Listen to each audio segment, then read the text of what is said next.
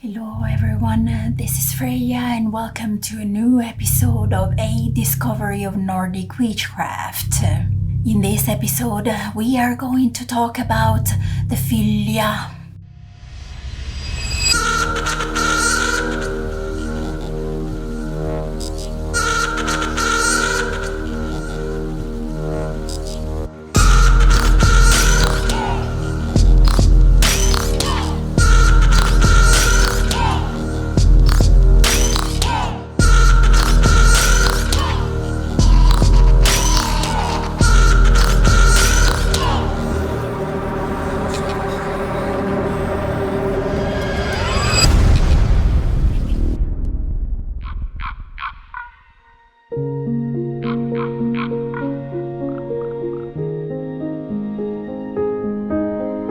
The Northmen had many superstitions.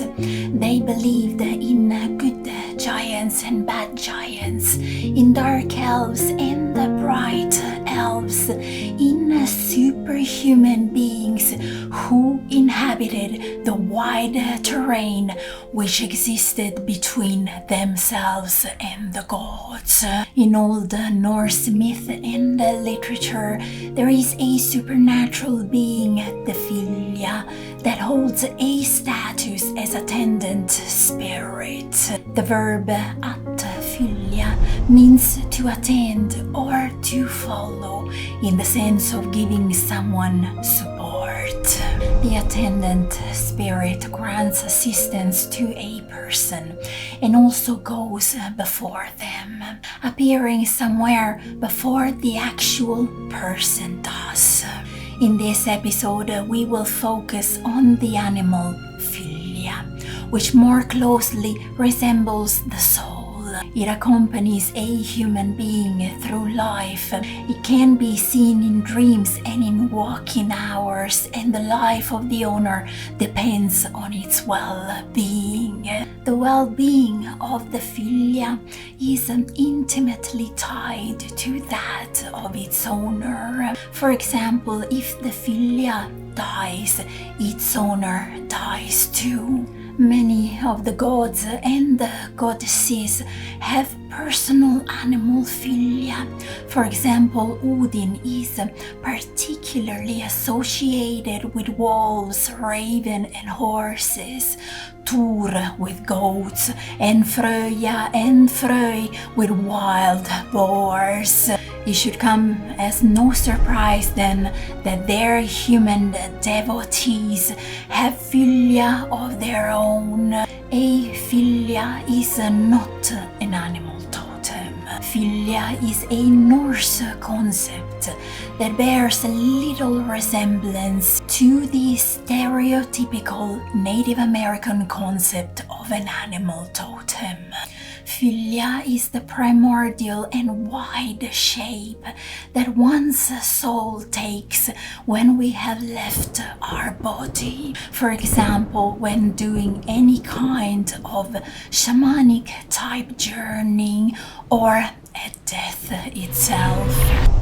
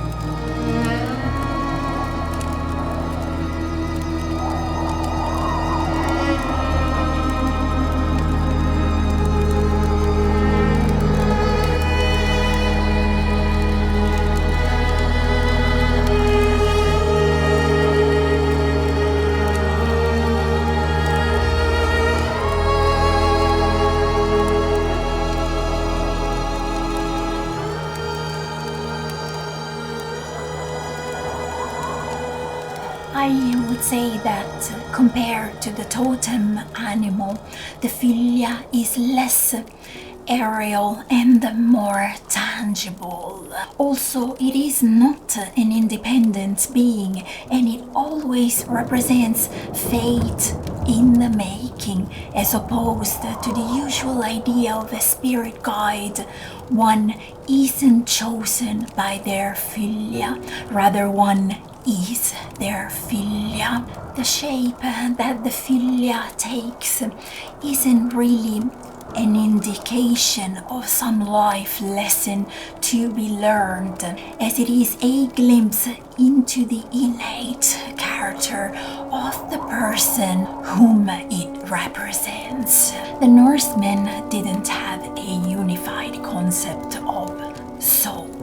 Instead, each individual was a very complex collage of various elements. The Phylgja in many ways is our deepest self, stripped of our complex thoughts and emotions, devoid of our motives and agendas. The Phylgja is the base nature around which our concept of self is built.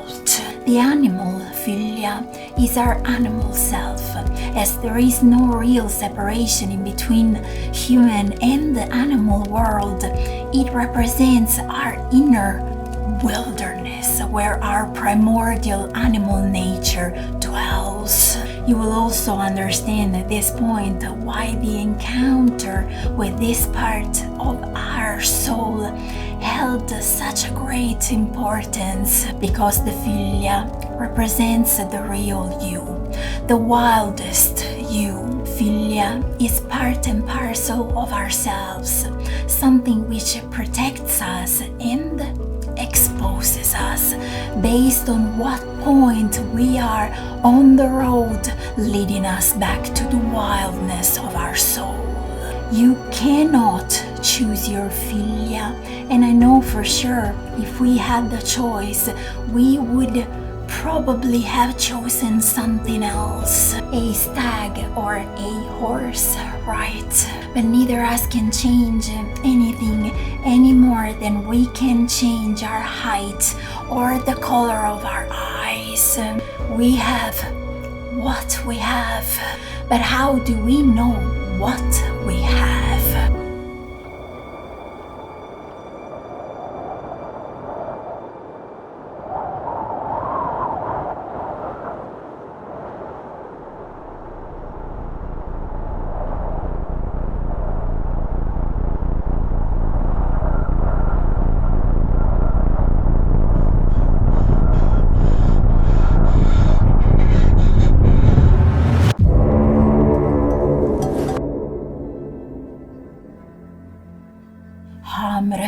Within the soul is the source of power for the Phylgja. With that in mind, it would make sense to believe that the Hamr develops within the child in the womb, and as I said, we don't get to choose it. You see, the ancient Norse culture, like all Indo-European cultures in their ancient states, was an oral tradition. I can guarantee you that no matter the years of deep and profound university studies of Norse mythology and folklore, I have learned more through my own experiences than I have by simply reading and absorbing solely what has been written by Christian and secular scholars about Norse spirituality. The only brutal reality is that the world of the sagas is not our world, and so that craft cannot be our craft.